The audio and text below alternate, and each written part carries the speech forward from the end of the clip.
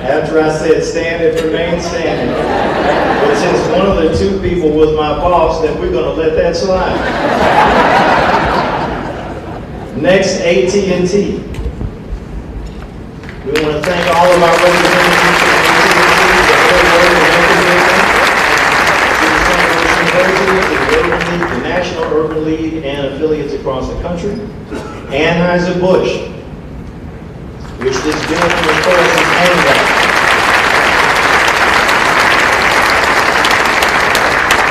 Ameren Corporation.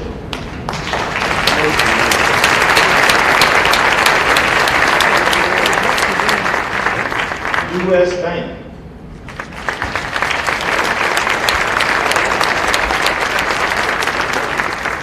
Andy Season.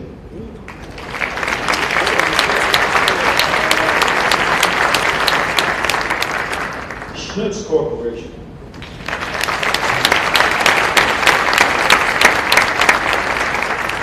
Aetna.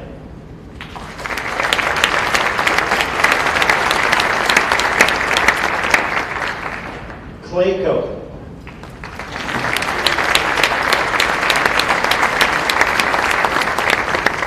Cordish.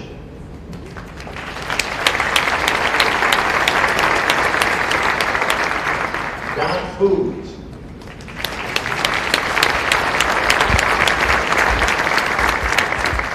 And Simmons Bank.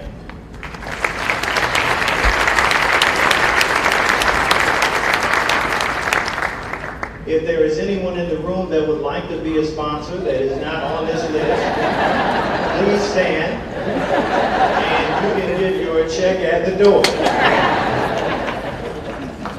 In the Jesuit tradition, we will make a collection right now. But it is truly our gratitude that we wish to convey to our sponsors, because without them, of course, we would not be able to do this event every year for free for the community. So give them one big round of applause for everything that they do, not just every day, but these are corporate citizens that support so many initiatives throughout this region on a very regular basis. So it is now my pleasure to bring Dr. Jonathan Smith back to the podium for a very special announcement that speaks to the type of university that we are at here today in terms of living its Ignatian values, making and creating men and women for others, and making sure that they do any and everything that they can to be an asset to this community. Dr. Smith.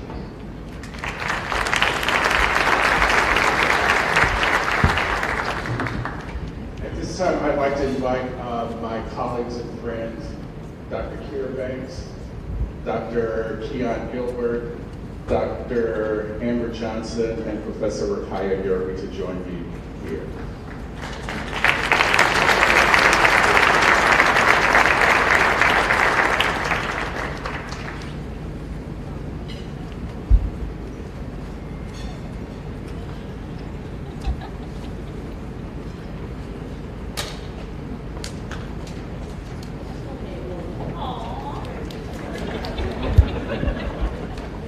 These are my colleagues and my friends. One of the things that Dr. King said in his book, Where Do We Go From Here, Chaos or Community? He says, life, like racial understanding, is not something that we find, but something that we must create. And one of the most important things that the Academy does for culture is to create new knowledge, to create new questions, and to find innovative and transformative answers to those questions. A couple years ago, as we were approaching our 200th anniversary as a university, Dr. Costello commissioned our research office, our Office of Research, to sponsor a big idea competition among our faculty. And the purpose of that program was to encourage our faculty to do collaborative work across schools, across disciplines, and to find answers to some of our to large local, regional, state, and global questions. And I'm here today to present one of the groups that won one of our big idea grants. And Doctors Johnson, Banks, Gilbert, and Professor Yerby, who work across our College of Arts and Sciences, Public Health, our College for Public Health and Social Justice, and our law school, came up with an absolutely wonderful large idea, which they have called the Institute for Healing, Justice, and Equity. And already, this institute has been garnering attention and funding, not only from within the university, but from outside the university. And it is the mission of this institute to focus on enhancing our capacity to engage with our community in community engaged, not simply community-based, but community-engaged research to answer questions that involve racial equity, healing, and justice for people in our community. And these 4 faculty are engaged in research that will advocate for policy changes, advocate for equity in health, housing, education, and the workplace. And these are the lingering problems of our local and larger society that Dr. King himself fought to improve. With each strategy, our university is able to support through this institute, the closer we can come to achieving a greater sense of equity, not just in theory, but through our collective action. And our institutes of our office, the Office of Diversity and Community Engagement, is proud to support and help sponsor the Institute for Healing, Justice, and Equity, because this institute helps us to continue to deal with the challenges that our clock tower reports call us to address and deal with in the community. They, through their work, are also responding to what King described in 1956. He says, through our scientific genius, we have made of the world a neighborhood. Now through our moral and spiritual genius, we must make of it a brotherhood. We are all involved in a single process. Whatever affects one directly affects all indirectly. And these faculty members at our university are actively engaged in being theoreticians in the academy and boots on the ground within our community. So I invite you to give a great round of applause and to remember the names and faces of Amber Johnson, Kira Banks, Rakaya Yerby, and Keon Gilbert, because they are doing the work that the university is called to do, that Jesuit Catholic universities are called to do, and that all of us who are engaged in furthering the work and the aims of Dr. Martin Luther King and everyone who fought alongside with him. These are our colleagues, our friends, and this is what scholarship and faculty engagement in the future will look like. So y'all know how I feel.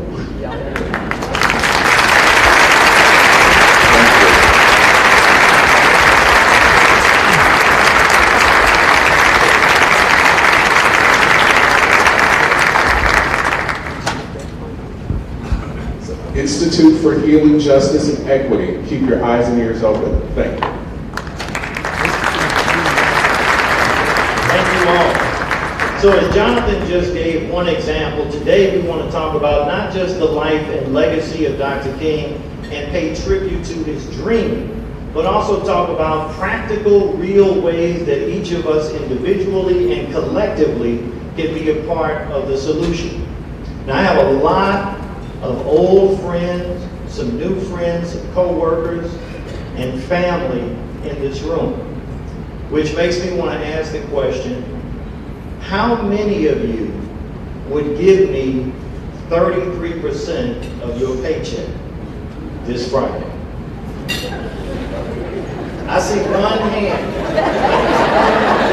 I see one hand from one of the students at Marion Middle School. It was not working yet. But in theory, they wanted to give me that paycheck. And my own mother didn't even raise her hand. My own staff, they all abandoned me. My point to you is this. All of us as citizens of St. Louis, as citizens of Missouri, as citizens of the United States, are legally compelled to pay city, state, and federal taxes that usually add up to about 1/3 of your paycheck. Where else would you give that much of your money and not have a say in how it is spent if you don't vote? So today, we want to focus and remind everyone that whether you want to be involved in politics, you are, because you are paying in the government system. You are paying into the city, you're paying into the county, you're paying into the state, and you're paying into the federal government. And as a result, you should have a say in how those funds are spent. This year is a presidential election year. I don't have to tell that to anybody in this room. But it is no longer enough to just vote yourself. You need to act like your name is on the ballot in August and November in terms of getting people out to vote. Your friends, your family, everyone that you interact with on social media, because it is imperative, whatever vote you make, that you vote and that your voice is heard on a city, state, and federal basis. We have a governor's race in Missouri. All of the statewide elected officials except the state auditor, every single member of Congress. You have the state representatives and half of the Missouri Senate, all up for election in August and November. So we need to make sure that we show up and that we show out at the ballot box this year and are involved in the governmental and political process. Now, speaking of showing up and showing out, we are now about to have a selection from the St. Louis Community Choir.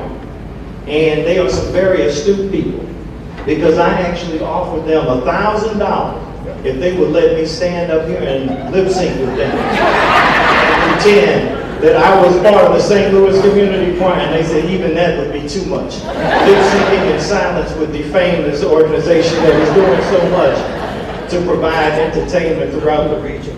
So please join me in giving them a big round of applause as they come. Maria Jackson, Connie Jones, Adrian Kelvin King, and Janessa Cohen.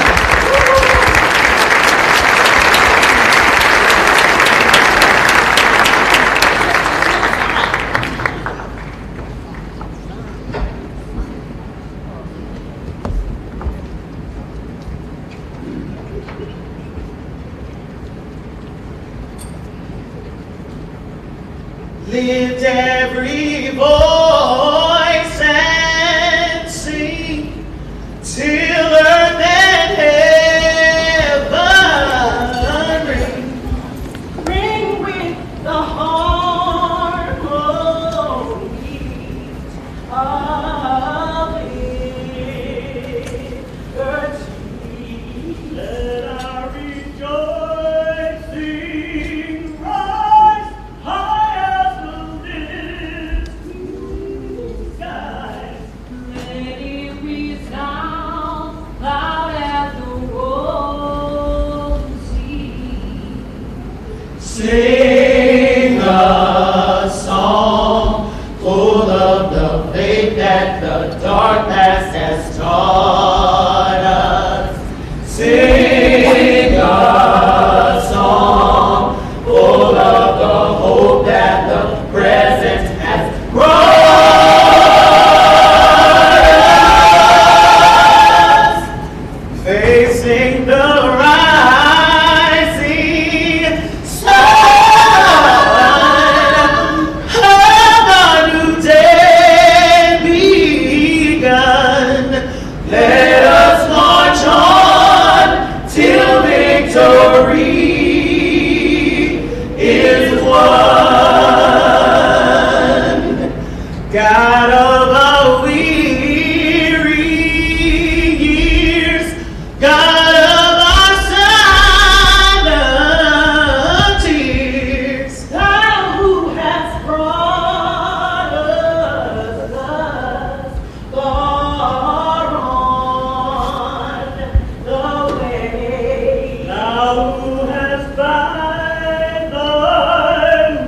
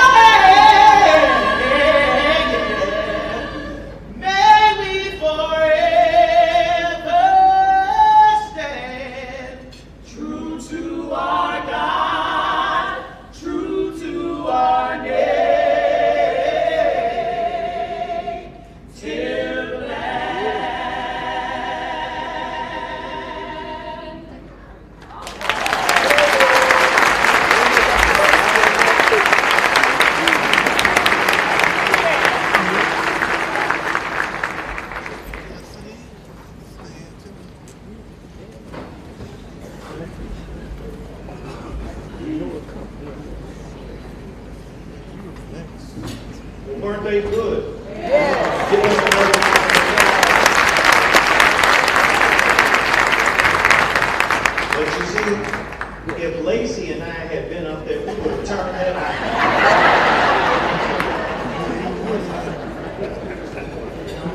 Actually, I think that would have been the last partnership between St. Louis U and the Urban League. Dr. Costello would have had to shut it down.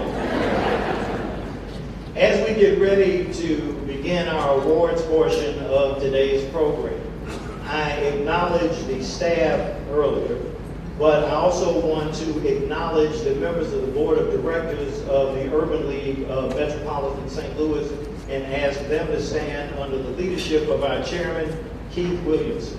If all of the members of our board can stand, thank you for everything that you do for our agency. And on behalf of the board and the staff, I want to let this audience be the first to know that this coming Monday on Dr. King Day at 2 o'clock, the Urban League of Metropolitan St. Louis will be opening its 15th location right down the street at Grand, Martin Luther King, and Page in the Martin Luther King Shopping Plaza. We're opening a new community resource center to focus on jobs, to focus on Head Start, to focus on the census, to focus on resources that people need, and we're partnering with Job Corps, and I would like to ask all of the members of the Job Corps staff and leadership that are here with us to please stand.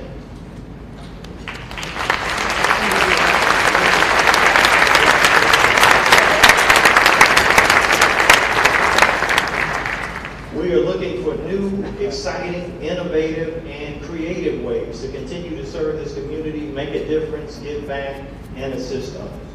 And as we look at doing that, we want to pay tribute to Dean Brennan, who this first award is named after. And I want to ask his wife to join us on stage as we present our first award to Denise Hooks Anderson. Dean Brennan, for anyone that you know, anyone who will celebrate his life's work because it embodies the mission of St. Louis University, particularly in terms of social justice and equality for all. We all benefit from his tireless dedication and contribution to the university community and what all he did here, making a difference in St. Louis community and in the St. Louis University community. And we are so glad that you were able to join us today. And this first recipient of our award today is someone who does that each and every day, Dr. Denise Hooks Anderson. She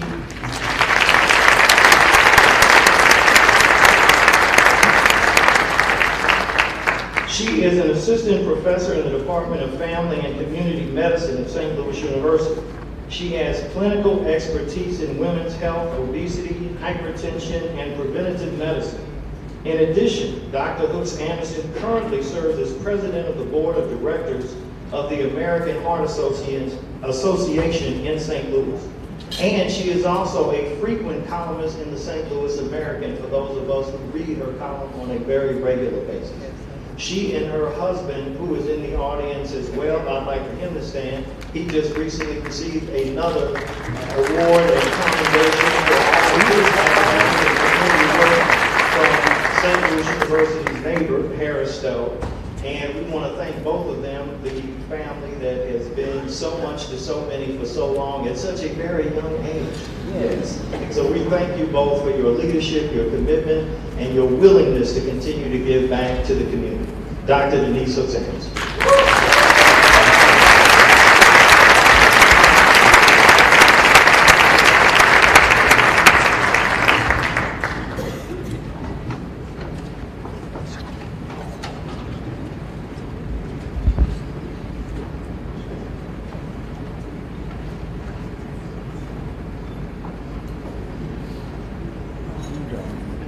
As they are awarding Dr. Anderson with all of these various items, each of our honorees is given 2 to 3 minutes to give acceptance remarks.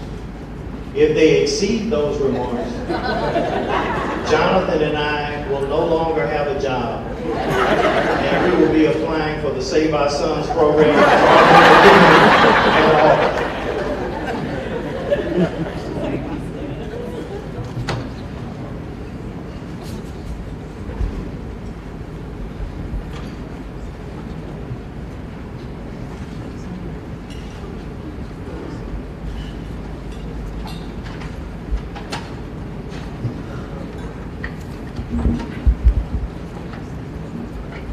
Wow.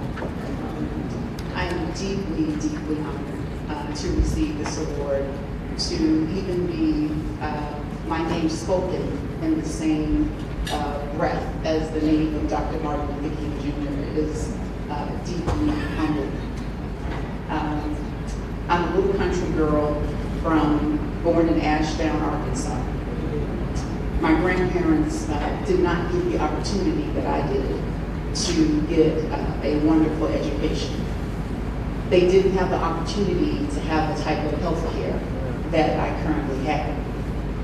So the fact that God allowed me to be used as his servant, again, is deeply humbling. Too much is given, much is required. So I count what I do not as a job, but as a ministry. There's so many people out there suffering with preventable diseases, and they need a voice to speak up for them. There are people out there that still, in this wonderful country that we live in, that do not have access to health care. They need a voice to speak up for them. There are people around the world that don't have this opportunity. They need a voice to speak up for them. So again, I am deeply honored that God chose me to do his work. Thank you to the Urban League. Thank you to St. Louis University. Thank you.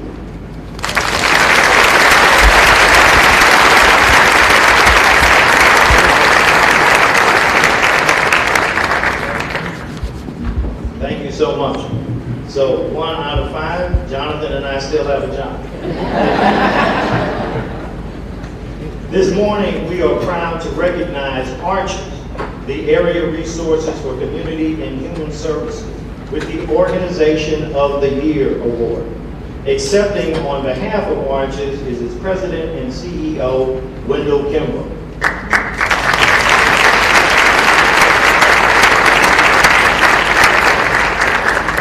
For those of you who are familiar with Arches, you know that they have been doing transformational work in the St. Louis region, making a difference, once again, giving back and helping humanity, which is the entire premise of how we select our honorees. They have served nearly 200,000 residents in this entire region in the past year with $12.8 million in funding for 30 social service programs in the St. Louis community, assisting with everything from jobs to housing, to economic development, to assisting those in the community that need food, clothing, and shelter, and doing everything that they can to be a resource for other not-for-profits that are out there on the front lines making a difference. Arches is someone that has long been in the trenches, helping those in the community that our congressmen and others fight for every single day. And we want to give them the recognition that they are due. Congratulations.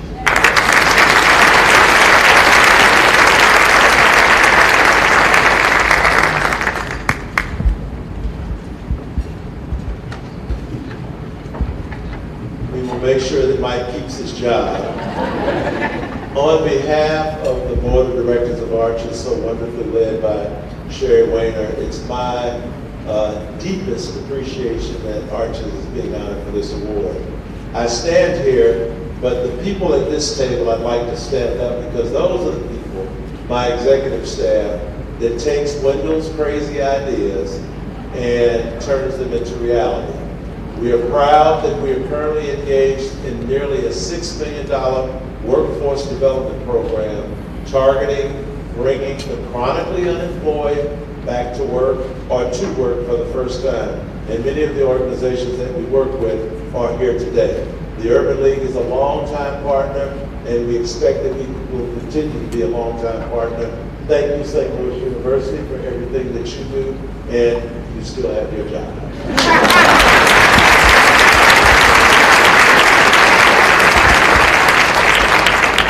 And as we have recognized arches, I would like to have all of the people in the audience who are in the not-for-profit social service sector to stand.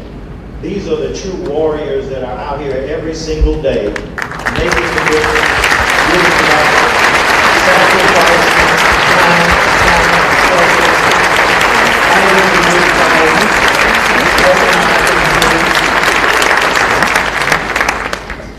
and as we get ready to acknowledge our next honorable, I would like to have all of the educators that are here, that truly mold young minds throughout this entire region. All of the educators that are in the audience, please stand as we get ready to acknowledge.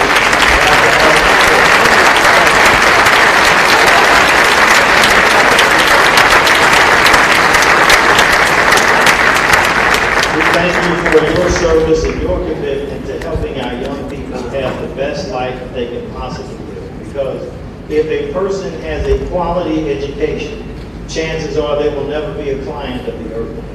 Because our ultimate goal is to work ourselves out of existence and assist those most in the community with everything that they need so that they can be completely independent. And that is what Dr. Art McCoy does each and every single day.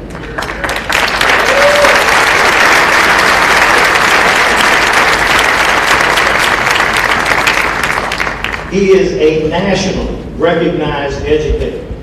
His career began as a math teacher at the age of 19 in the Rockwood School District. Dr. McCoy rose through the ranks to become the youngest and first African-American superintendent of the Ferguson-Florissant School District at the age of 33.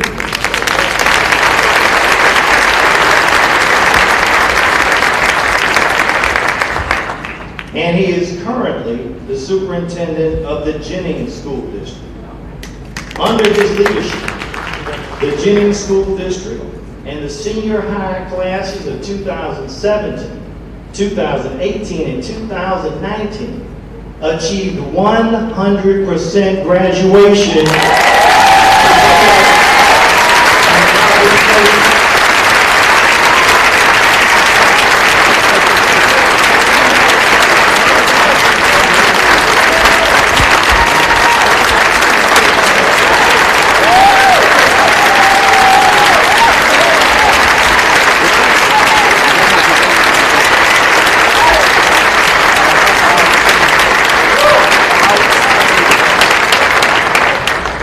So when you think of an educator and someone that you want in charge of the life of your child, I can't think of a better person than Art McCoy to be under his leadership. Because he is committed, he is visionary, he is hardworking, he is dedicated, and he goes the extra mile to make sure that he gets all of the resources that he possibly can for his entire district. He realizes that his tax base is only so much.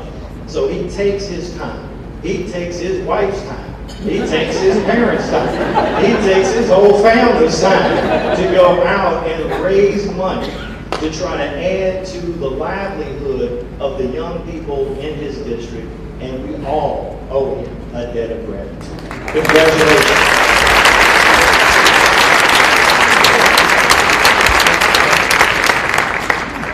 Thank you, my brother Mike. Giving honor to God is the head of my life. And without whom nothing is possible, but with whom all things are possible. He gets all the glory and all the praise and all the honor for all of these things. I want to recognize my family, my dad of 86 years who I have here, without whom I wouldn't be here, and my sister, my wife, my sister. Thank you. My Board of Education, which I have two members, my second mom, Ms. Rosemary Johnson, and then Mrs. Jones. I love you, thank you for everything. I want to start, since I have 3 minutes, by being the educator and correcting the statement that nothing is done alone. Well, actually, you can mess it up alone, You can stick it up alone. Ironically, you can hold it up alone. And so I promise not to hold it up over those 3 minutes so you can keep your job. On a serious note, you can also stick it up alone by shooting people and killing people in the audience like we have in churches and in schools today. You can blow it up alone. And we have to dedicate ourselves towards mental health and centers for healing engagement. And so I'm glad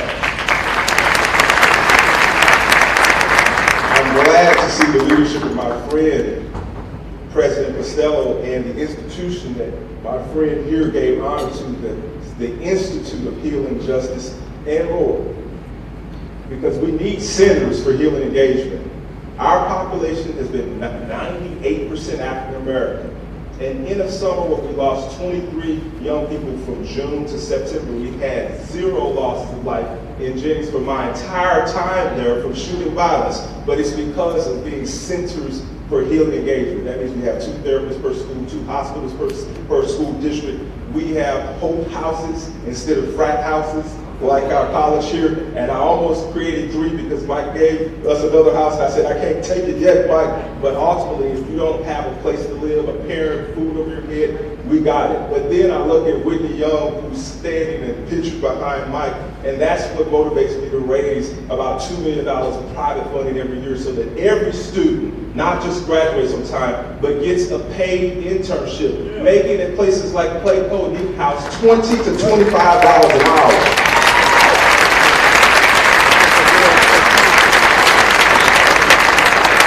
Internships with Chief Belmar, the police officer, Camp Cable, and about 30 other companies getting paid $20 to $25 an hour. That's equal to my teachers.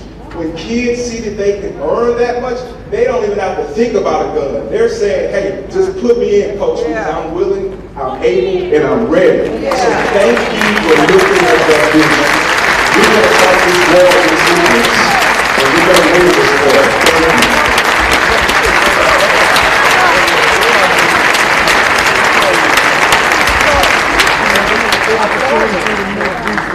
Thank you, Dr. McCoy. I would like for his family and all of the Jennings School District team to please stand. That are here with us today.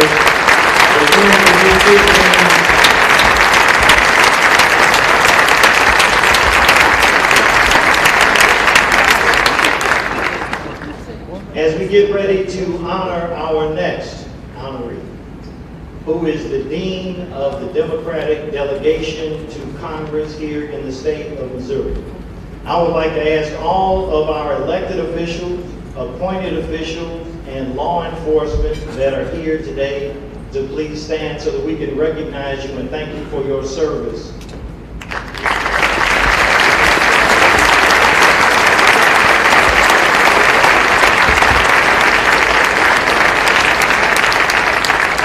Thank you for your willingness to give of your time, your talent, and your treasure, and be willing to serve in various roles to make sure that we have a good government that is representative of the people that it is to serve.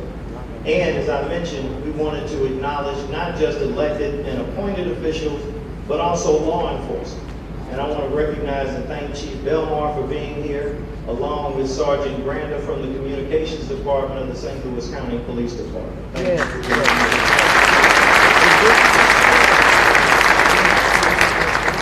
So now, those of us who are Catholic know what a dispensation is. Right? Yes. Many of us have enjoyed beef and a number of other things on Friday during Lent that was supposed to be fish only because the pastor gave us a dispensation. So I am going to give our congressman a dispensation on the 3-minute rule so that he can give us a bit of an update on what is happening in Washington because, of course, as we sit here at this very moment, the eyes of the world are upon Washington and what we do here in the United States. And all of us know Congressman Clay, and he has achieved so much that many people are not even aware of. Now, you recently, of course, have seen the fact that the largest federal project in the history of St. Louis was recently awarded to us in the form of the $1.7 billion NGA that is going to help transform North St. Louis in that part of our eastern side of the community. I had the privilege and honor when I was the alderman here of this ward of working with him to transform what was the Bluemeyer housing project that unfortunately had become run down and derelict and needed severe repairs and was a source of crime and drug activity, and turn it into a $169 million Hope 6 project called the Renaissance Place right there on the other side of Delmar, to take the Delmar divide and invest federal tax dollars to improve it, make it better, and showcase what can be done for low-income housing when you build it around a community that now is a mixed-income community and is still thriving. In addition to that, as you know, Congressman Clay was behind the consent decree that turned around the Ferguson Police Department from only having 3 out of 53 African-American officers to now the staff is 50-50. It has an African-American team, multiple layers up and through the department, whereas before the consent decree and what he did, in 120 years, the department had only had 1 sergeant that was African-American in a city that was 67% African-American. So when you talk about pushing for justice, when you talk about being a voice for change, when you talk about looking for someone for leadership and seniority and the ability to understand and navigate the system, you have that here in the form of our congressman continuing on the legacy that his father had, and together they have served over 50 years to the 1st Congressional District of the state of Missouri. So we are honored today to present to you our Congressman, William Lacy Clay.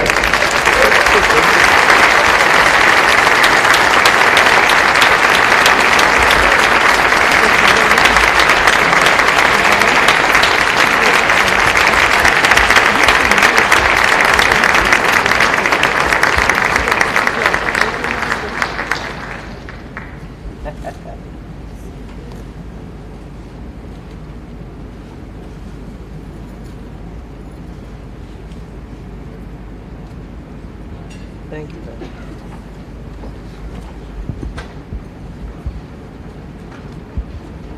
Now, as Congress, we always are asking the minute, would the gentleman yield, and apparently the gentleman has yielded. And his response would be, and the gentleman's recognized for 5 minutes, but if you go over, I guess it's okay.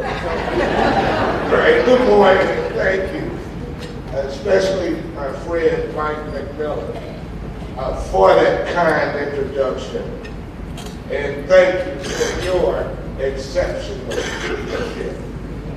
And, you know, as we continue to stand together in the struggle for voting rights, for economic empowerment, for job training for young people, and for a complete count in the 2020 census.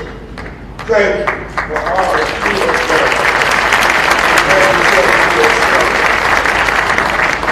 done. We also recognize and welcome officially to St. Louis my good friend and inspiration, Roland Martin, who will be your guest speaker today. I also cannot come before you this morning without offering a few words about a great man who left us too soon. And my friend of over 3 decades, the late Jim Buford. Yeah.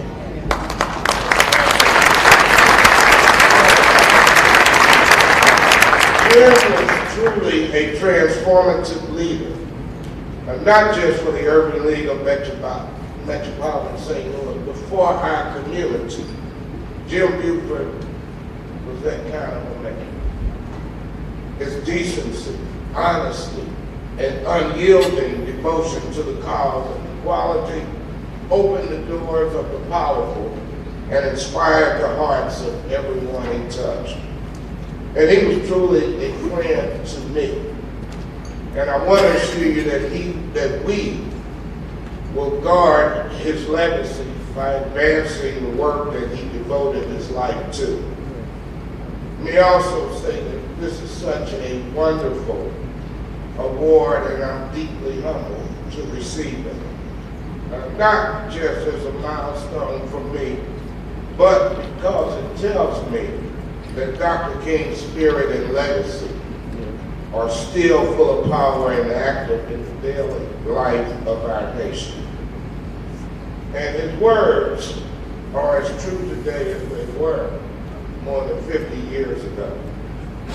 And as Dr. King taught us, and I quote, "Everyone can be great because anyone can serve.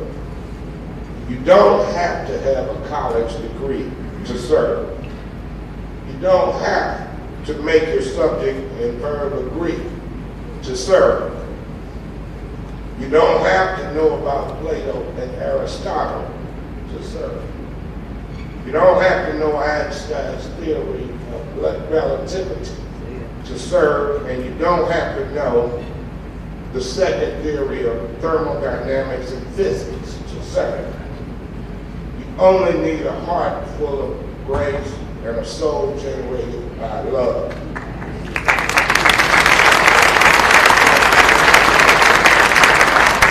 And he went on to say that love is the answer, the key to our survival on this planet. Darkness and light, hate versus love. Each of us should renew our commitment to service and justice. And let us commit to standing up and caring for the millions of poor, homeless, hungry, children and adults living in our materially rich but spiritually poor nation. Wow. End of quote. Wow. You know, as I was coming home to speak with you, I thought about what Dr. King might ask us if he were here today.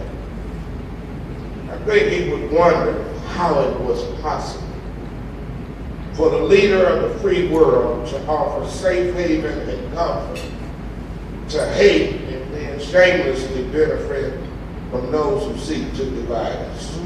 He'd have to wonder about that. I think he would wonder how the President of the United States could be so morally bankrupt to separate children from their parents and lock them up in cages. He'd wonder about that. I think he would ask him, how was it possible that 1 in 5 black children in this country still live in poverty? How is that so? And I think he would wonder why, 52 years after his death, more African American men are incarcerated than attend a college or university. He'd wonder about that. And I think he would ask why millions of African American citizens still routinely face the deliberate and sinister suppression of their most fundamental constitutional right, the right to vote. He'd ask that because he fought those battles.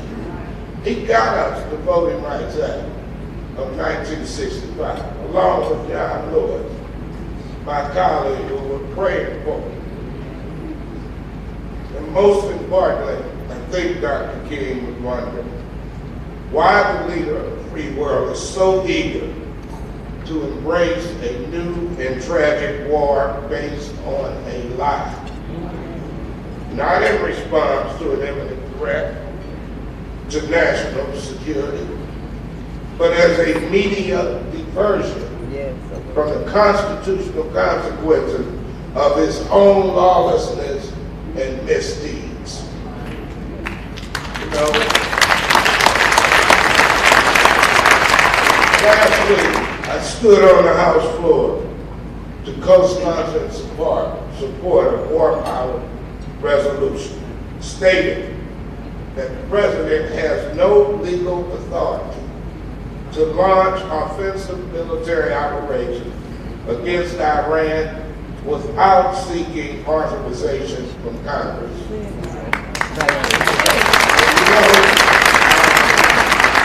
And once again, Dr. King offers us a teaching on a vital issue that we face today. Just days before his unfortunate demise on March 31st, 1968, Dr. King was commenting on another tragic, needless war, and he said this, and I quote, "I want to say one other challenge that we face is simply that we must find an alternative to war and bloodshed. Anyone who feels, and there are still a lot of people who feel that way, that war can solve the social problems facing mankind, is sleeping through a great revolution." President Kennedy said on one occasion, "Mankind must put an end to war, or war will put an end to mankind." The world must hear this. I pray to God that America will hear this before it is too late. End of quote. Ladies and gentlemen, I want to pledge to you today that I will do everything in my power to stop a war with Iran.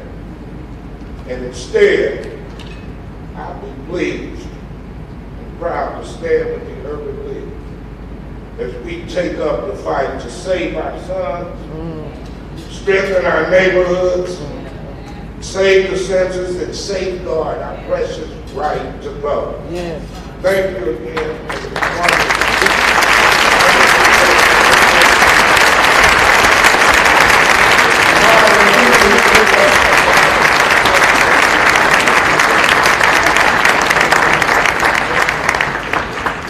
Thank you, Congressman.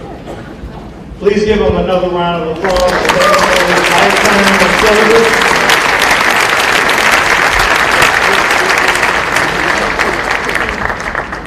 Our next honoree is Mr. Michael Niles.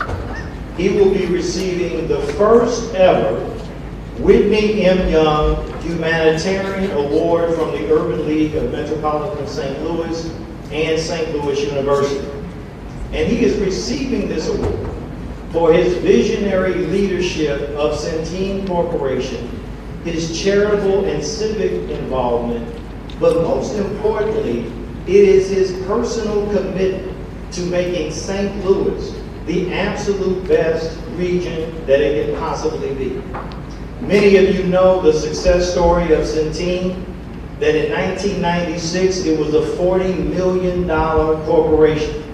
And now it is closing in on $100 billion in revenue annually as a national and global leader in healthcare. You also know that the largest construction project in the entire state of Missouri that is currently going on is the Centene Plaza in Clayton, which is a $750 million complex bringing jobs and economic opportunity throughout this entire community.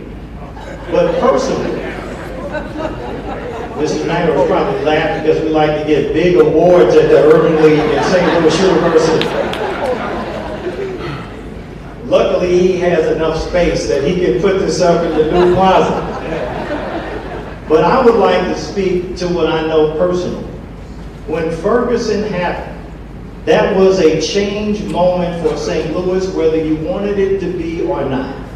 And whatever you did or did not do was going to be on record forever in terms of how you would respond and how you would go down in history.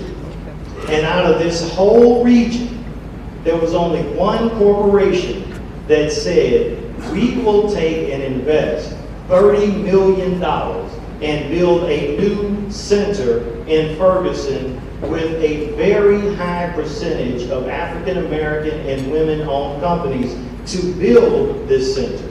And then we will make these jobs available for citizens that live close to this facility in North County and North City. And as a result, over 250 jobs are now being held by African Americans at that center in Ferguson.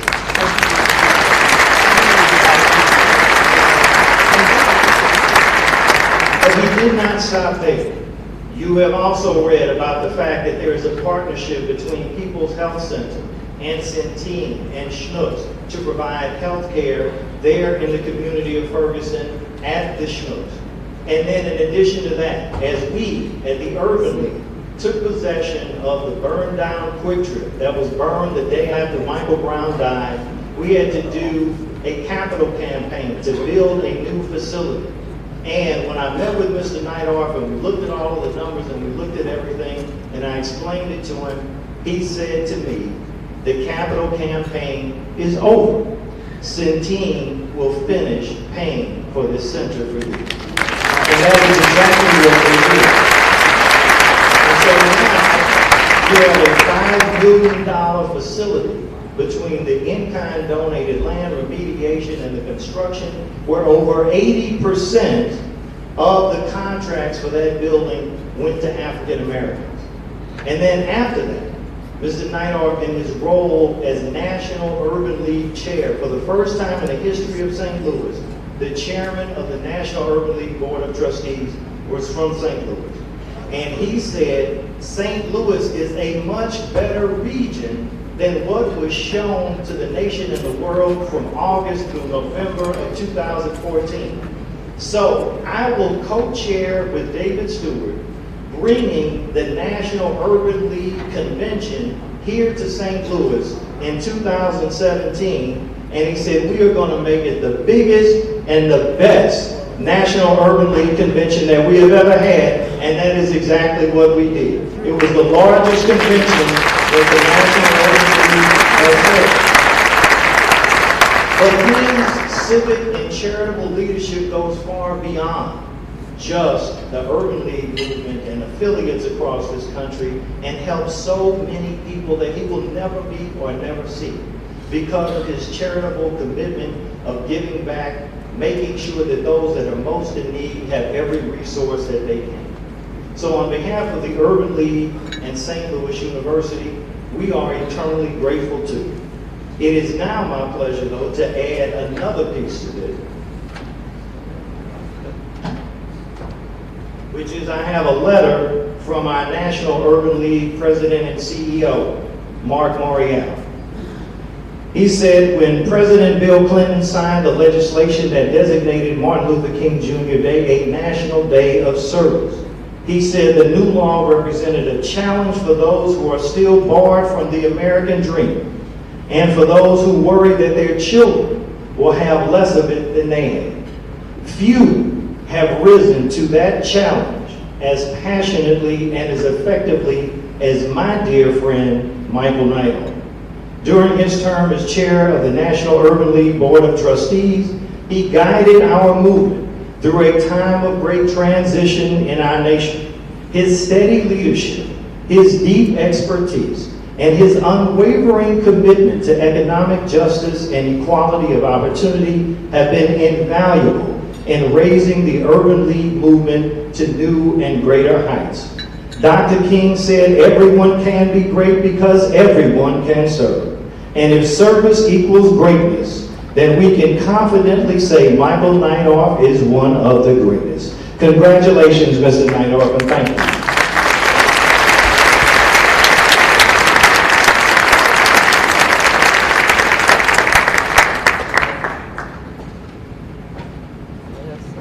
Michael, there's something I keep asking you to practice. It's Michael. Yes. Michael. I knew I should have been about 10 minutes late. That way I would never hear that.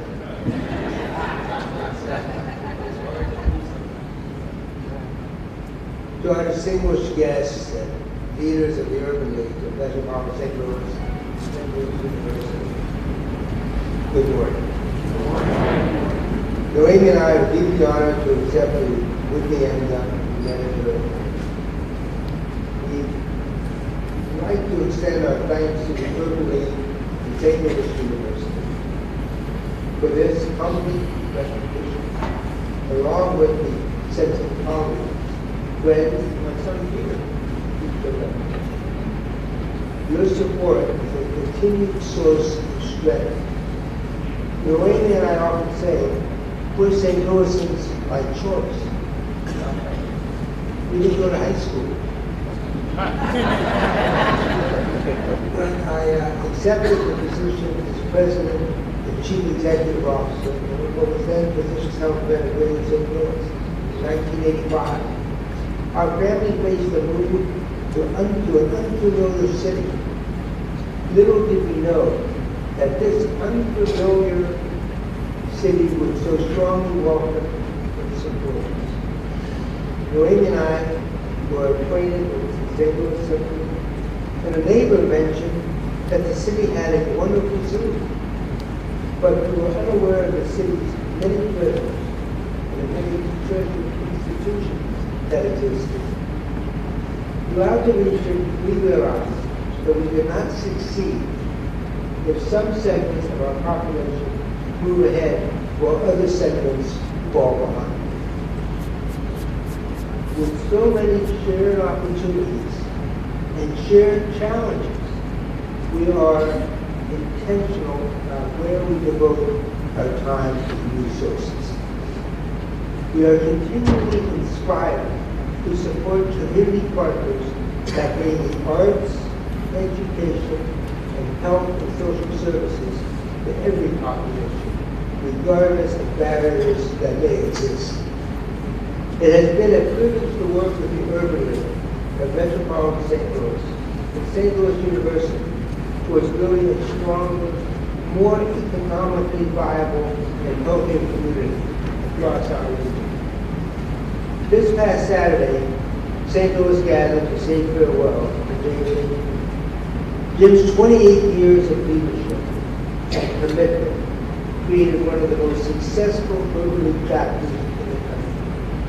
And it was really always a pleasure, as chairman of the National League, to hear everybody say the #1 chapter in the country was St. Louis. I even got a chance once in a while to say that myself. As board chairman of the National League, I had the honor to work alongside Jim during his service as National League trustee, as well as when he was on the board of the Symphony when I was chairman of the organization. He was a continued source of inspiration to me personally, and I believe to you. As I told Susan the other night, I really have lost a friend. I remain deeply proud to be an active member and strong supporter of the work performed by the dedicated staff of this dynamic organization. Today, as President and CEO, Michael McMillan and Urban League play a pivotal role in facilitating transformative partnerships between public, private, and social sectors. And by doing so, are making meaningful and long-lasting changes here in St. Louis. The Urban League and St. Louis University have earned their reputation as community leaders in creating pathways to success. As I reflect on these organizations' long and short and storied history, a quote from Nelson Mandela, the great world leader, comes along. Mandela said, "Safety and security don't just happen. They are the result of collective consensus and a public investment.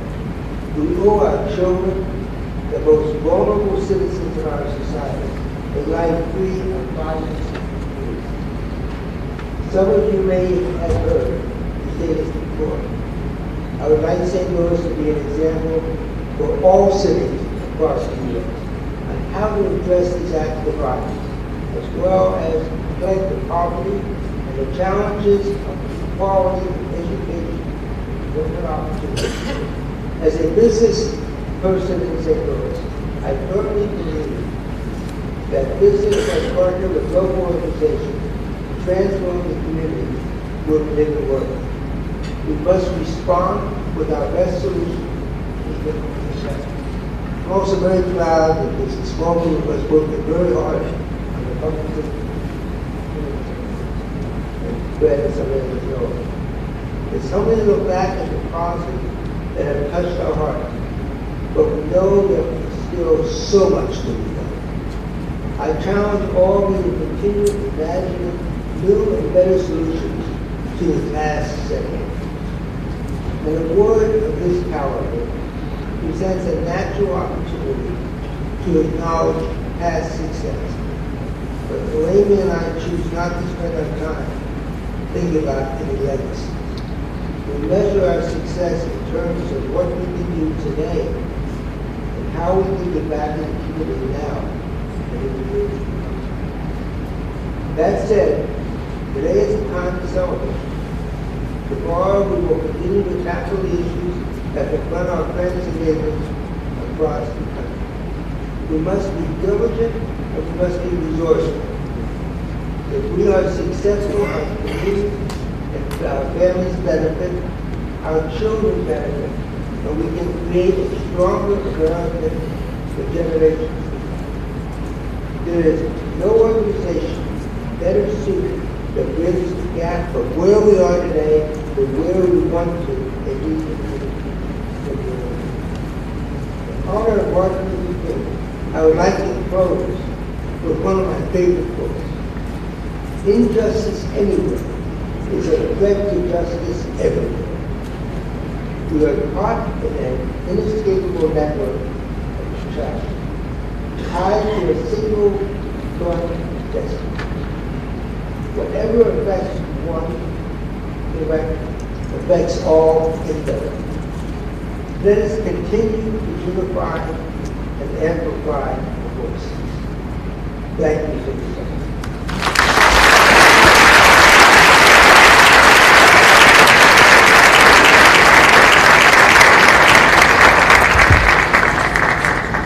Thank you very much, Michael.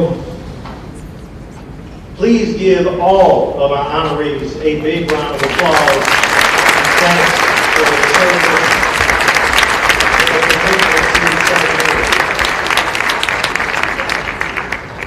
It is now my honor to present our guest speaker, who is someone that most of us know, most of us follow. Most of us have seen before somewhere, somehow, whether it was his YouTube broadcast, his podcast, him on CNN, on BET, on TV One, on MSNBC. Roland Martin is someone who is a national thought leader in the African American community, and we are proud to have him with us today. He actually told me something that I had never heard from a speaker before. Last night, he told me that this speech would be so good that I would get a raise at the end of it. So all those people that you saw that stood and said they were with the board of directors of the Urban League that act like they don't hear me right now, will not be giving me that raise that he mentioned. But we will be commending the fact that we are proud of the fact that he is here with us because he is someone that we know has been a leader in so many ways in terms of making sure that the voice of the voiceless is heard in the media and that we make sure that we have the right and just information in the press. Mr. Martin has interviewed U.S. presidents, top athletes, spent 6 years as a contributor for CNN, and written 3 books detailing the perspectives of African American men, faith, and his famous interview with former President Barack Obama. Roland Martin is also a 4-time NAACP Image Award winner and has been recognized with the Peabody Award, a President's Award from the National Association of Black Journalists, and has been 4 times named to Ebony Magazine's 100 Most Influential African Americans in the United States. According to National Urban League President Mark Morial, Roland Martin reaches more African Americans daily than anyone else in this country with his Roland Martin Unfiltered.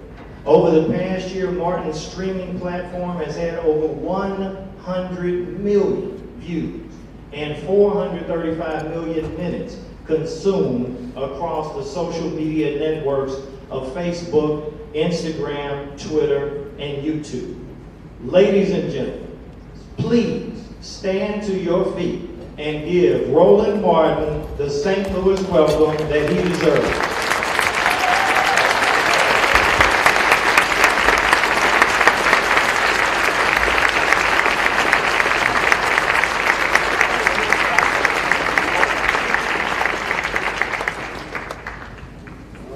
How we doing? Good? All right. Glad to see all of you here. Glad to see a lot of folks who I just saw last month. I was here for the Alpha Centennial celebration. I was a keynote speaker. So all the Alphas in the house, stand up. Okay.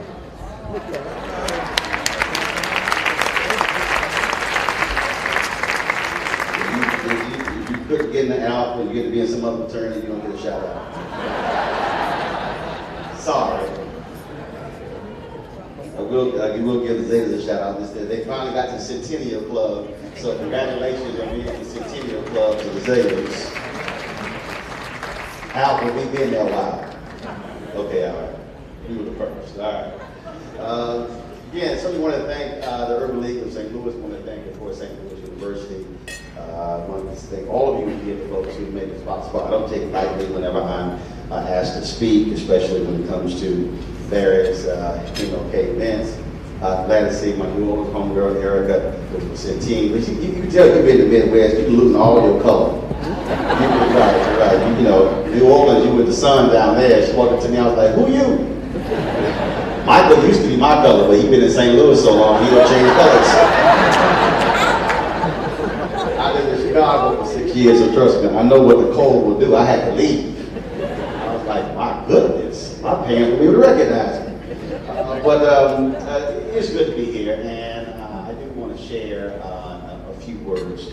But first, let me go ahead and say up front, there are some folk who are going to be a little uncomfortable. It's okay, you'll be all right. I tell folks all the time, if you desire to be comfortable, you should invite my wife to speak.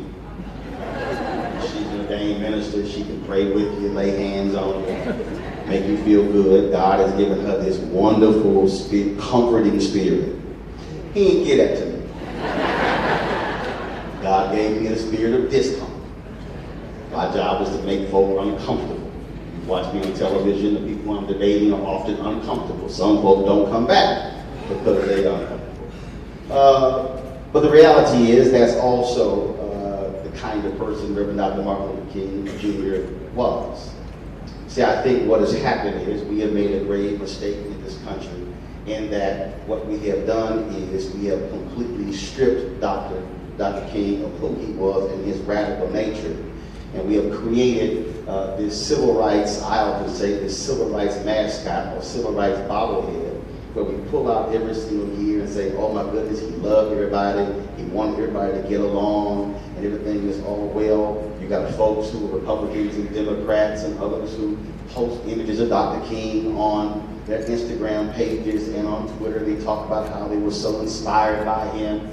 You have Republicans who go with Congressman John Lewis down to Selma every single year, making the trek down there with nothing more than a glorified field trip, because you can't go with John Lewis to Selma and talk about how great it was that you come back to Washington, D.C. and refuse to vote for the Voting Rights Act, you support a party that's engaged in voter suppression.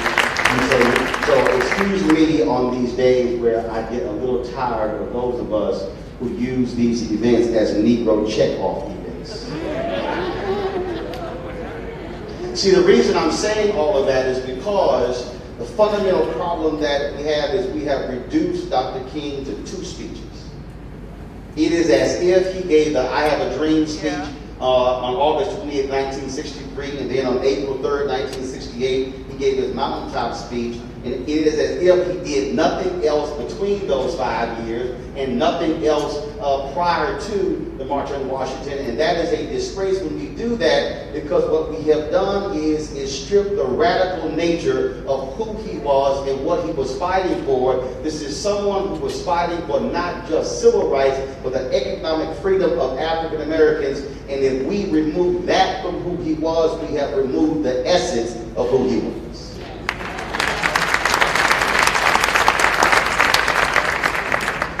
One of my favorite movies is the movie Malcolm X, and I love the scene where they go to the jailhouse and one of the brothers had been arrested and beaten by the police officers, and then they said, call an ambulance for Brother Johnson. And then there's a certain scene there where the cop comes up to Malcolm X and he says, okay, that's enough, you got what you wanted, you can go now. And Malcolm X says, no, I'm not satisfied.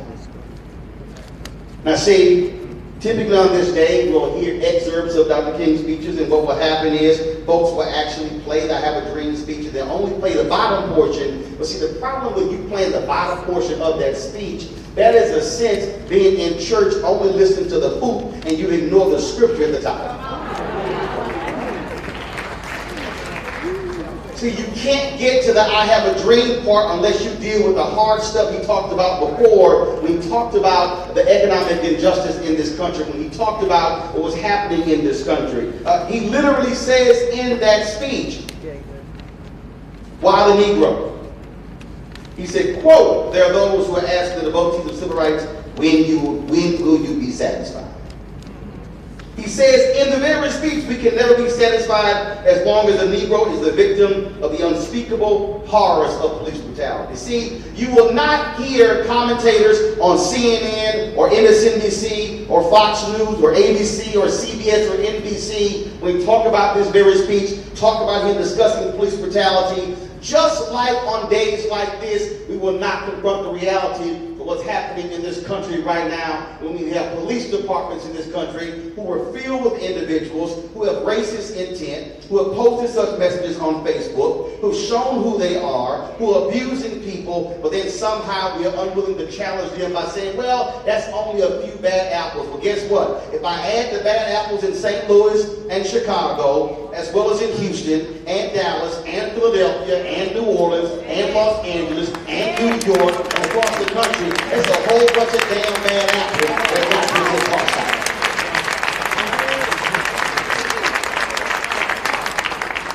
See, I'm not interested in folks just coming to this breakfast to take a photo to say I was here. The question is, if you are in law enforcement, are you willing to leave this banquet, leave this gala, and transform your police departments and transform the sheriff's office and say we want people on our forces who have respect for folks who are citizens? So when we say protect and serve, that means protect and serve residents, not protect and serve cops.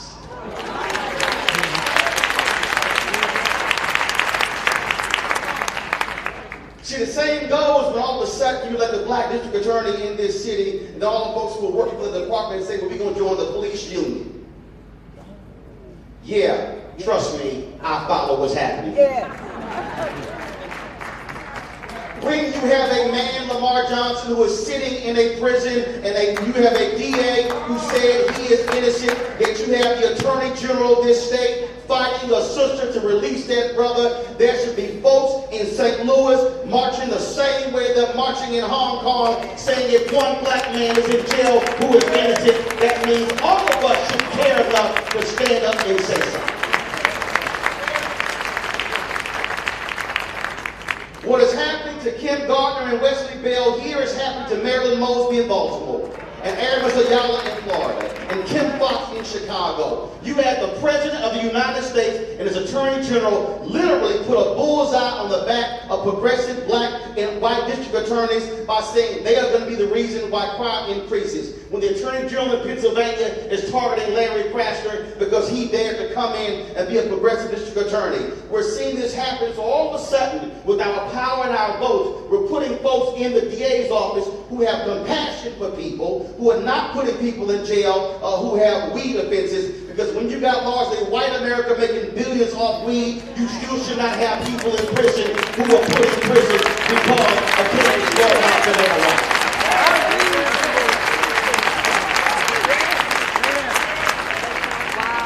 one can sit in a dinner or a banquet or attend an MLK event and quote Dr. King if you do not care about these issues, because if you say you care about him, you better care about what he cared about. And see, that's the problem that we have done in this country. We have completely stripped away who he was, what he was about, what he was fighting for, and we want to celebrate this mythical figure as if there was nothing of substance that was underneath him. He was a man more than giving speeches. When you look at the challenge that he gave to black preachers. See, everybody understands, we talk about how they created the Progressive National Baptist Convention, yet we forget they were kicked out of the National Baptist Convention USA. We forget that there was a floor fight at the National Baptist Convention USA where a preacher from Detroit fell off the rostrum, hit his head, and later died. And yes, there was a man who died as a result of them trying to get the National Baptist Convention USA to stand up and use their power to fight for civil rights. And after he was killed, the very leader of the National Baptist Convention USA, when they renamed the street MLK Drive, he switched the address of his church to a side street because he did not want his street address to be on MLK Drive. Why am I saying that? Because here we are in 2020 and we have far too many people of the cloth, whether they are Baptist or Catholic, whether they are Methodist, who spend more time preaching on Sunday and ignoring what's happening in folks' everyday lives come Monday through Saturday. I dare say, don't you dare quote Dr. King if you're unwilling to live like Dr. King.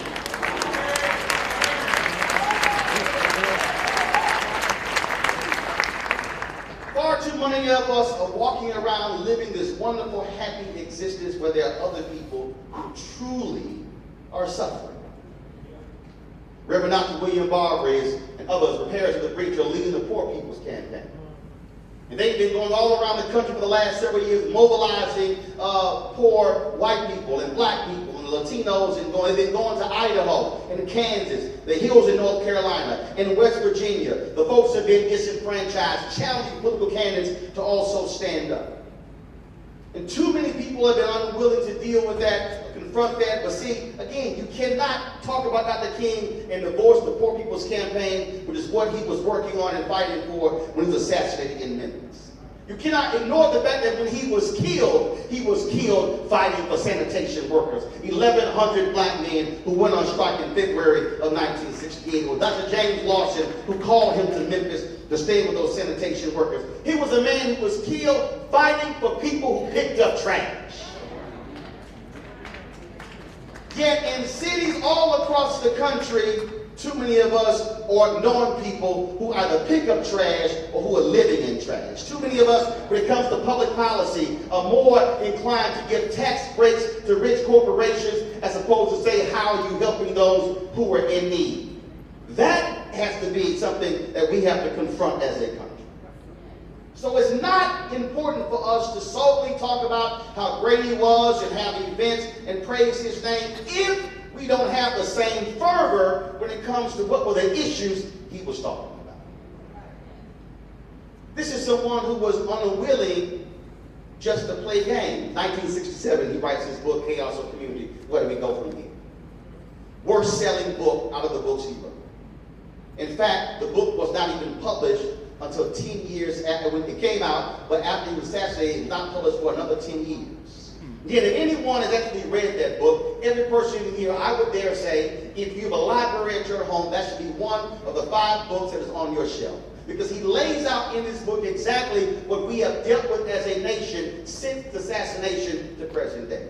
Spells it out completely, but is unwilling to just criticize white America. Also, he is challenging African Americans.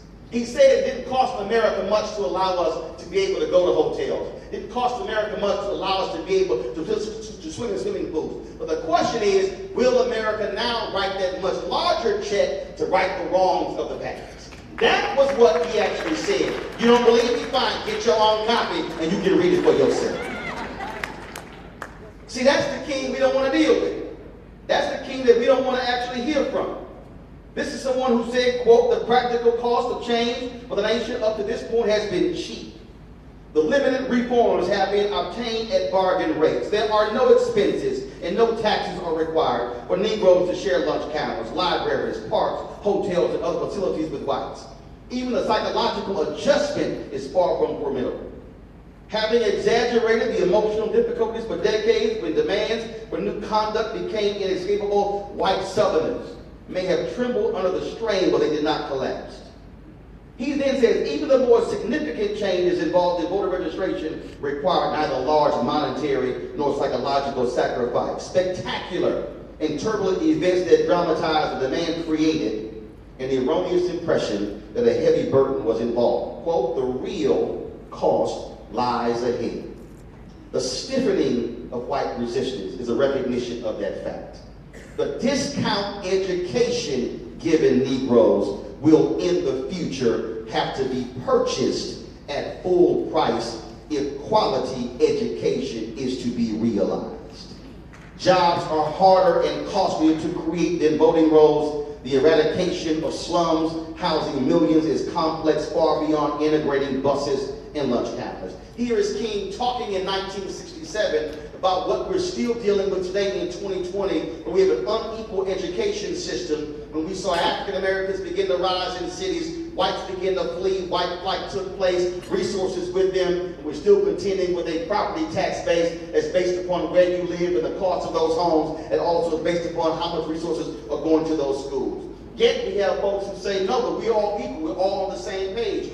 Not when you look at the numbers, not when black college students have twice the student loan rates that of white college students. What does that actually mean? That means that when that black kid walks out of college with so much student loan debt, they don't have the ability to be able to then take the resources and then buy a home and build the business. And then it begins to continue and continue. The cycle goes on. In 2008, 53% of black wealth wiped out due to the home foreclosure crisis. Where did that thing show up? 2013, when when multiple billions of dollars were handed out. $23.09 billion in small business loans handed out. In 2013, African Americans got $385 million of that. Why? Because of the housing crisis. No home, no loan, no business.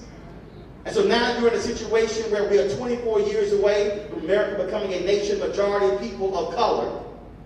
And then people of color are in a position where we're going to be even further behind economically. So we'll have demographic numbers, but won't have economic numbers. King understood that if the demographic numbers don't mean jack if you ain't got money.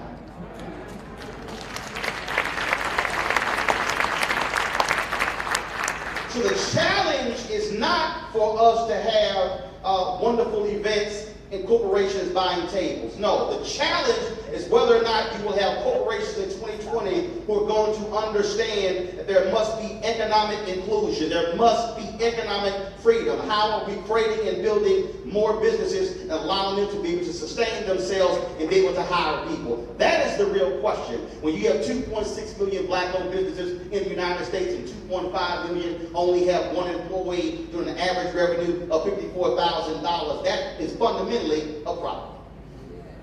King understood that. See, if you go back and listen or read his April 3rd, 1968 speech that he gave at Mason Temple, see, too many of us have only heard the bottom 2 minutes of that speech. Now realize it was a 43-minute and 16-second speech that Keith D. Miller writes in his book, Martin Luther King's biblical epic, his final great speech. He breaks down that particular speech in terms of what he said. If you go back and actually listen to it, King references Reverend Jesse Jackson Sr. And he talks about how he was redistribute the pain. He talks about targeting certain corporations. Why? Because one of the greatest programs that Dr. King was involved in was not necessarily just the Montgomery bus boycott, wasn't just what took place in Birmingham, but it was actually Operation Breadbasket. See, for a lot of us, if you mention Operation Breadbasket, we're like, I don't know what you're talking about. But it was a program that Reverend Leon Sullivan introduced to him. He came to present to SCLC and said, we're going to now take this thing as national. That's how Reverend Jesse Jackson Sr. was sent to Chicago. So when you hear Rainbow Push today, Rainbow Push is an outgrowth of Operation Breadbasket.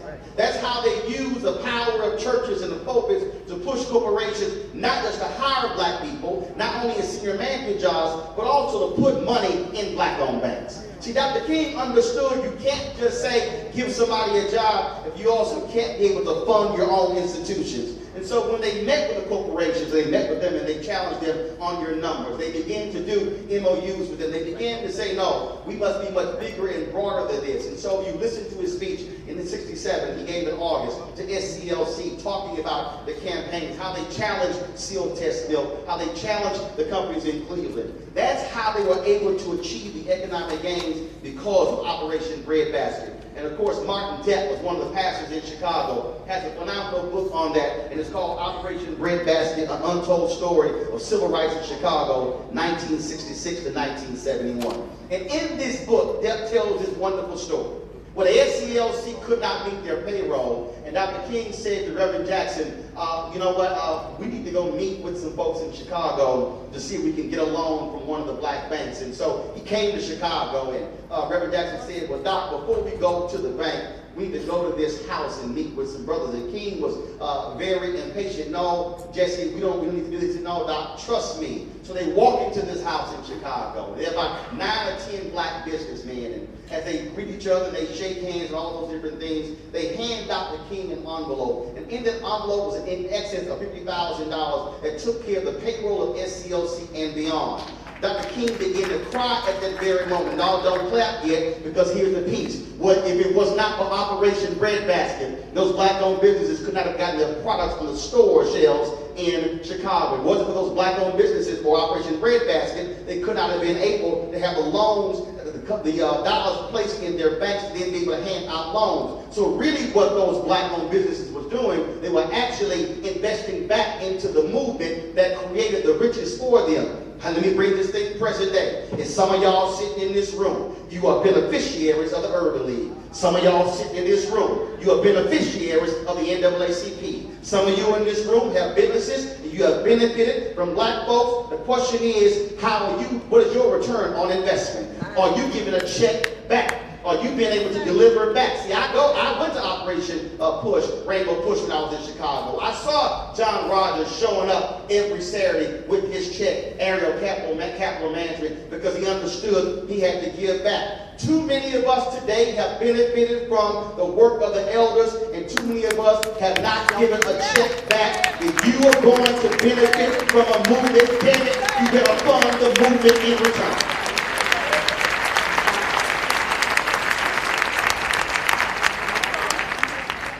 What we are confronted with today, again, if you read Chaos of Community, you can see what is happening right now.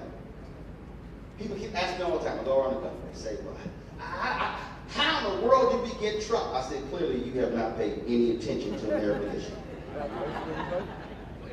Because in American history, anytime you have seen advance of African Americans, you've always seen an immediate white backlash. That's right. Coming out of slavery, Reconstruction period, last some 10 to 12 years. 1876, there was an election. There was a great compromise in 1877. The southern states said, hey, we need y'all to pull the last remaining troops out of the last 3 southern states. Don't worry about it. We're going to leave the free folks alone. We'll just go ahead and do it. Republicans wanted the presidency, so they went ahead and cut the deal. Rutherford B. Hayes became president, and what's the first thing they did? They pulled those troops out of those last 3 southern capitals. The white Democrats came in, took them over, and immediately instituted Jim Crow. And so as a result, the 1877 compromise led to that 92-year period where black folks were essentially enslaved without shackles. That was a period. Reconstruction period, arguably, is the greatest period in American history. 13th, 14th, 15th Amendment all came through the Reconstruction period. The Civil Rights Laws, 1860 and 1875, came through that. But what happened after that? This is where the courts come in. You had the courts that invalidated those Civil Rights Laws. And not only that, the Supreme Court ruled that Congress could not even pass any laws to outlaw segregation. That's how Jim Crow was able to continue. You do not have a new civil rights law until 1957, all of those years. That's why Courts matter. Why am I saying that? Put a pin in that. Because what you're seeing right now take place in Washington, D.C. Mitch McConnell, Democrats have passed more than 400 bills in the House. Mitch McConnell don't give a damn. He's not taking up any one of those bills. All he is focused on is putting on largely white men, right wing, on the federal bench so they can be there for the next 40 to 50 years. Why? They see the train that's coming down the track. The Republican Party today is not a party that is involved with black people, Latinos, and women. It's largely a party of white men. And they're saying we're going to hold on to power as long as we can. You don't believe me? Pull a video. When he was on Sean Hannity's show, he said we are looking at appointing as many young men and women as possible. I don't know why he said women, because almost 90% of the federal judges they've appointed have been white men. Not a single African American, only one Latinx person. You may say, well, what's the big deal with that? Well, here's why. If Donald Trump gets 4 more years, by the end of his 4-year period, he likely will have appointed half of all federal judges to the bench. What does that mean? That means that if Congress or you a state legislature or city council, you pass a law and somebody sues, it's likely going to end up in federal court. So if you've got a right-wing ideologue sitting on the bench who cares more about businesses than people, they're likely going to rule against that.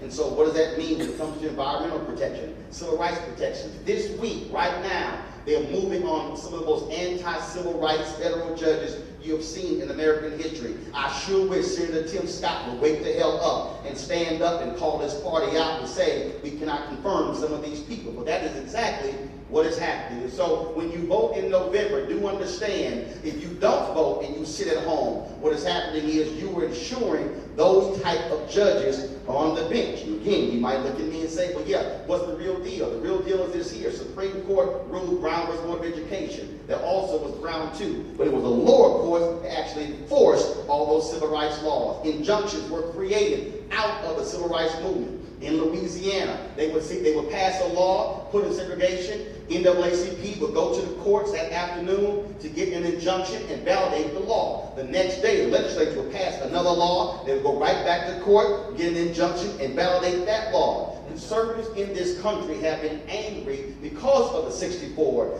Civil Rights Act, the 65 Voting Rights Act, the 68 Fair Housing Act. And so what did they say? Oh, we saw what y'all liberals did, so we're going to create this institution to create a whole new generation of far right-wing judges. That's why the Federalist Society was created. They're the ones today who are picking the federal judges. They're picking them hand in hand with right-wing conservative evangelicals, folk like Paul White, folks like Franklin Graham, folk like Richard Jeffers, as well as Ralph Reed and others. See, that's why just because you got a cloth on, just because you're a man or woman of a cloth, don't mean other folk who also have the same cloth, have the same mindset, and read from the same Bible. That's why we've got to have progressive and religious leaders stand up and use their power. That's why we must have the Catholic Church speak more about gay marriage and abortion and call out those very people who are voting against poor people. Because see, again, without the religious people, you wouldn't have the 64 Civil Rights Act or 65 Voting Rights Act. Because it was President Johnson who 6 religious people literally told folk, go meet the rabbi at the plane when he lands.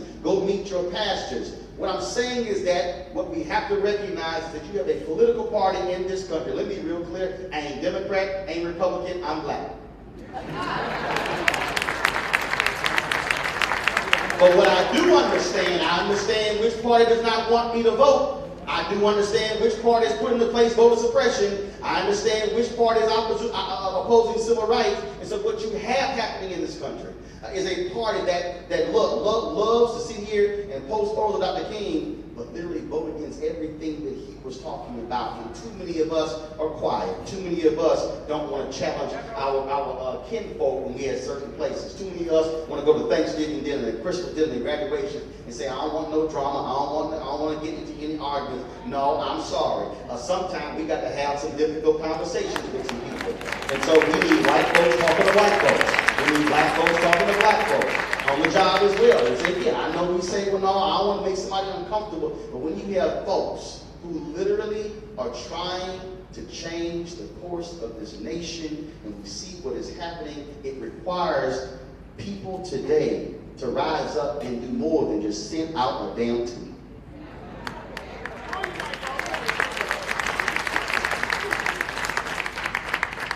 What we are facing today is an existential threat to our future. 24 years. That means one generation from now, this nation, for the first time, we 53% people of color, 47% white. What is driving all of this? What is driving this fervor? All of these folks, it literally is white fear. Let me unpack that. It's fear, not just, oh my goodness, we got to share power? Yes. Oh my goodness, we got to share resources? Yes. But what it also is, when you hear, listen to the buzz phrases, we're concerned about losing our culture, our values, our way of life. Joe Biden, a couple of weeks ago, when he gave a speech, which was actually edited in a very horrible way, he actually was talking about that. That's what he was speaking about. And what you have is, you have this fear. You have this fear of folks who are living in not only rural parts of America, but also in cities, because they say, I'm afraid how values, well, what do you mean values? Because see, what you have to understand is this here. White America, for the most part, when they see that flag, that means one thing. Black folks, when you see that flag, it means something else. So let me further unpack that. See, when in this country, you white, and you see the cop, you go, whew. Black folks see the cop, oh. Every time a cop has brutalized an African American or someone else, that patch of that flag was on their uniform. See, you have to understand, so when you say values, it's a whole different piece. Jackie Robinson in his book, I Never Had It Made, said why he would never salute the flag or do the Pledge of Allegiance. So when folks say, well, why did Kaepernick kneel? What's wrong? That's un-American. No, actually, there's nothing more American than protest. Read the very Constitution you haven't read. See, if you really want to understand this thing, no group of people has been more American than black people. Because ain't nothing like loving a country that did not love you back. There's nothing like fighting for a country that did not allow you, when you got off, put the uniform off, you were still mistreated. Medgar Evers was a veteran of the United States Army, yet was still gunned down by a racist. When after World War II, there were literally race riots in train depots between white troops and black troops the moment they got back from fighting the Germans in World War II. That, folks, is still American history. The Army right now, the Marines are dealing with right now white supremacists who are in their midst in the United States military. Folks, we have to understand that just because the Klan of Lewis got taken off some 30, 40 years ago, don't mean that they did not have children with those same thoughts. And in fact, you got one right now sitting in the White House advising Donald Trump for the name of Stephen Miller, who, when he was at Duke, said that his mentor was Richard Spencer, the white supremacists running around the country right now. If that was your mentor when you were in college, we know exactly what your thoughts are. And now his emails are being revealed, and he is still sitting in the White House advising the President of the United States. What I'm trying to explain when I say this whole notion of white fear, Pat Buchanan wrote about it. He actually said, and this was his fear, I hope they don't do to us what we did to them. Mitchell Andrew, former mayor of New Orleans, in his book, when he was talking about taking down the Confederate factors, he literally said, white America, hey, I've known black for a very long time. Trust me, they're better than us. They won't do to us what we did to them. If you don't believe me, go read Mitch's book. It's right there. I'll be happy to call him for it. I'm saying all of that because the problem that we have is that we say we know each other, but in truth, we don't.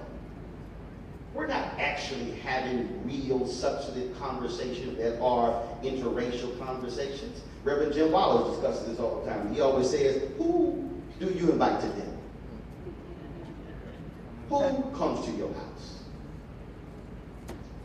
Now, if you don't want to invite somebody to dinner, how about try this one? And I just want y'all to think for a second. Who do you eat lunch with? What do they look like? Had a young student came to me, she said, I'm a Texas A&M graduate, she said, now you talk about Texas A&M all the time. You know, we just having problems at the university. I'm like, well, why are you having problems? And she said, well, you know, we go to the cafeteria, white students, and you know, they're sitting by themselves, and they're not speaking to us. I said, you ever sat with them? She was like, what do you mean? I said, have you ever walked over and said, excuse me, is he taken? She said, no. I said, so explain to me how you want a white student to do what you are unwilling to do.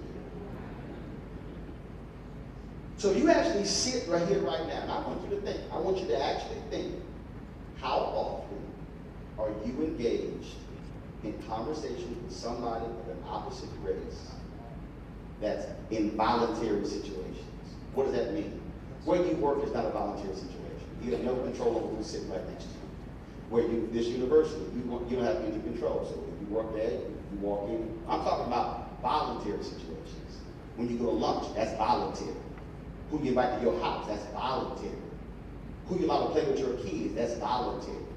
So that's really what we're dealing with. We talk about how all of a sudden, oh my God, we all go get along, and again, we want to quote Dr. King, when little boys, little black girls, they don't hold hands, everybody, Because the reality is a whole bunch of us ain't holding hands, we're not having dinner, we're not having lunch, we're actually living in silos, and then all of a sudden, we have no understanding of really what somebody else is going through and dealing with. That, folks, is our story.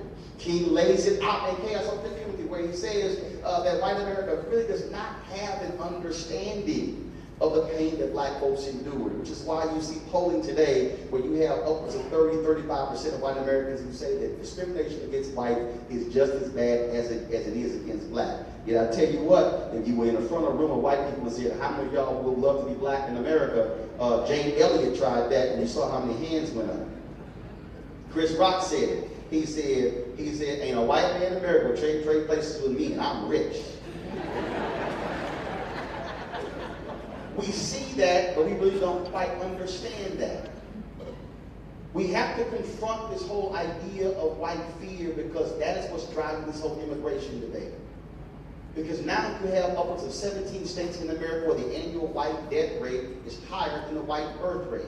Why are you seeing such drama taking place in Europe, taking place over in France and Germany, Italy? Because they're saying, oh my goodness, all the immigration happening. Why? Because Italians and Germans are not having as many kids that are having before. Folks, the world has been 2/3 people of color for a very long time. It ain't changing. 7 of the 10 fastest growing economies right now in the world are African nations. Right now. This is what is happening. So what should we be doing? What we should be doing is not playing games when it comes to what is going on. We should be thinking the same way King was. Again, if you read Chaos of Community, you will swear he wrote it last month. Every single one person in this room has to be focused not just on what our lives are going to be like for the next 4, 5, or 10 years, but every decision and action you take today has a direct impact on the next generation. What you should be asking yourself is, when they have this event in 24 years and in 30 years, are they going to be talking about what our ancestors did in the 50s and 60s, or will they be talking about what black folks and white folks and Latinos and Asians did in St. Louis in 2020, in 2021, in 2022? Are you willing to begin to write a different chapter in our history, or are we only going to be looking back at what they did and then say that we don't really have anything to do? So that's really what our challenge is. If you are a politician today, you should be looking at what Maynard Jackson did and how he used the power of the political office to change the economic condition of that city, which means the reason why Atlanta is the city it is today is because what Maynard Jackson did in 1973 when he took over and black was getting 0.0012% of all city contracts. You look at how what folks did and how corporate leaders, when Dr. King won the Nobel Peace Prize and the white business leaders in Atlanta said we will not do anything for that end grade. It was the CEO of Coca-Cola who said, first of all, Atlanta will recognize its native son, and here's the deal. If you do not support me in this, I will move Coca-Cola out of Atlanta. Every damn white civic leader in Atlanta showed the hell up at that event, and they all bought tickets. That was called corporate leadership. It was, of course, Al Newhart. He was the CEO of Gannett. He said Gannett is going to be the nation's most diverse media company in the country. He said, I'm going to tie your bonuses to your diversity numbers. He said, and if you don't like it, you're more than welcome to leave the company. And there were people who told him this is unfair. He said, that's fine. I'm the CEO. Y'all can go ahead and leave. And that's how Gannett became the most diverse media company. And then what happened when Gannett did that? Knight Ridder did that. And then Cox did it. And so the decision of a CEO changed the entire industry. It's falling back because you don't have enough Al Newharts today, but you have to have that. John LeGrand is the president of FX Network, sent one email out saying, how is it that women make up 50% of the country, yet 80+% of the showrunners of our TV shows are white men? Within 1 year, that number had flipped because the CEO, the president, said, this is how we're now going to change. Folks, all I'm trying to say is leaders step up when it's time to lead. Whether you are a CEO, president, university president, CEO of the Urban League, whether you are CEO of your house, whether you are a teacher, doesn't matter what it is, every single one of us has an opportunity to change what is happening in this city, in this state, and in this country. So what you should be saying in this event is, when I come back here next year, how will this city be different? When I come back here next year, what role will I play in making this city different? I dare say, if you lead this event in 2020 and you come back here in 2021, and St. Louis and Missouri is the same in 2020, 2021 as it is in 2020, you've wasted your damn time. My suggestion is you make a personal commitment, an organizational commitment, a corporate commitment, a political commitment, a religious commitment, a university education commitment to say we are going to rewrite this story in a way that speaks to who we are and what the values are today, what they should be in the future. And you should lay back and make that as your mandate. And so again, take a personal assessment and begin to say that when you come back here next year, you want to see a different city. You want to see more black-owned businesses, not just in numbers, but with capacity. You want to be able to say how our corporations change when it comes to our numbers. Are we seeing more African Americans who are in senior level positions? What is happening when it comes to our kids? Are we seeing a better graduation rate, a better reading rate? How are we changing things economically?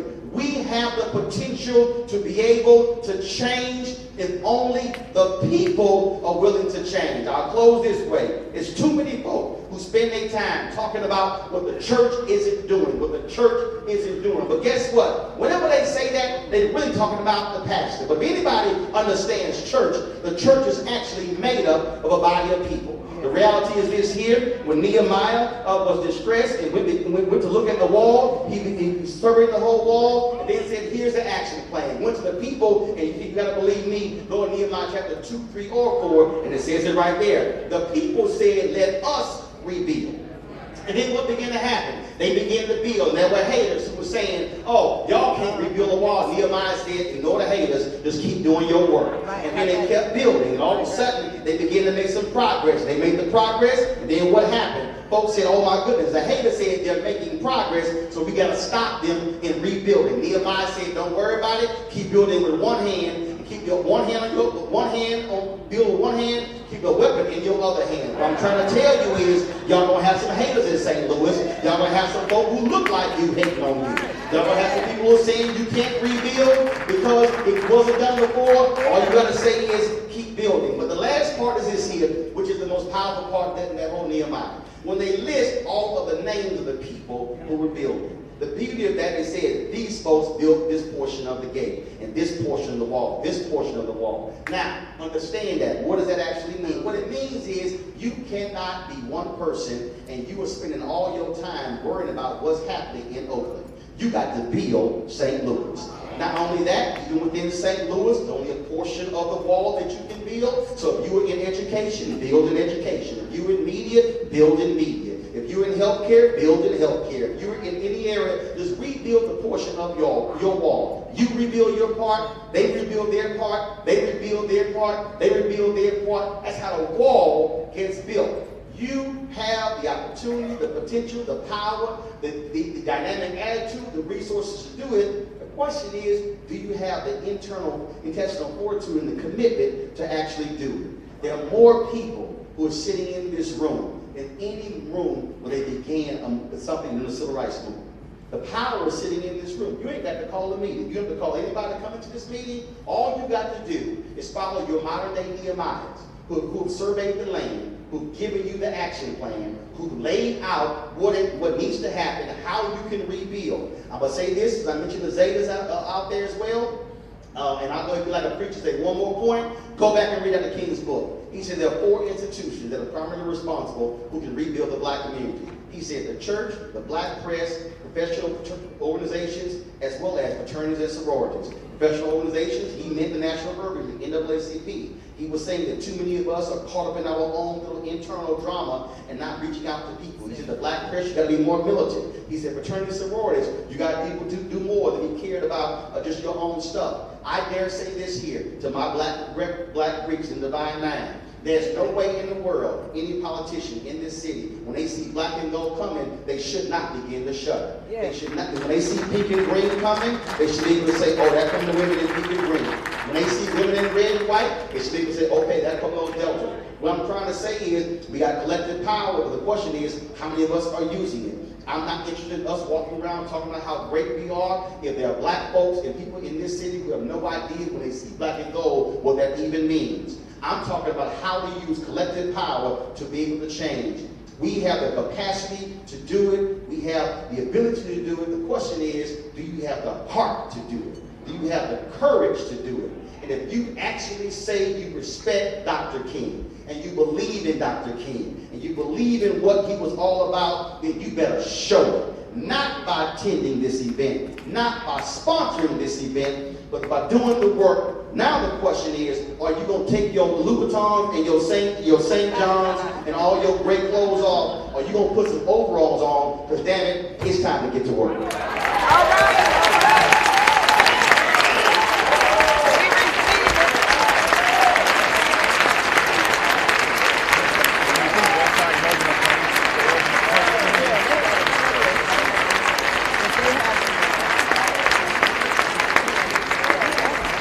So much, Roland.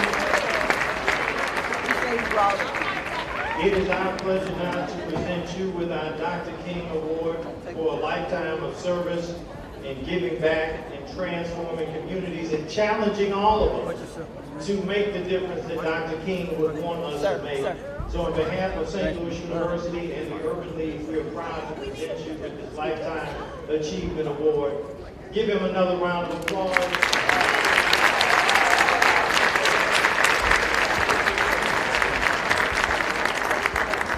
We know that the hour is late, so I want to thank all of the people that worked on this committee. Roland has challenged us on how we can be individually and collectively committed on behalf of the university and the Urban League. We wish you Godspeed. We look forward to coming back and talking about what we have achieved in this next year, how we have made that difference, and how we have transformed St. Louis. God bless you and thank you.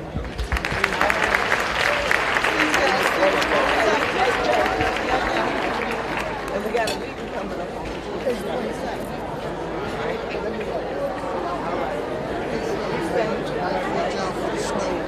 Oh, yeah.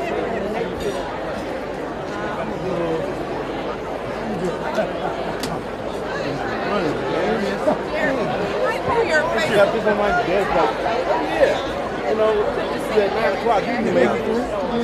Yes, sir. It's 8 o'clock when I'm walking the door.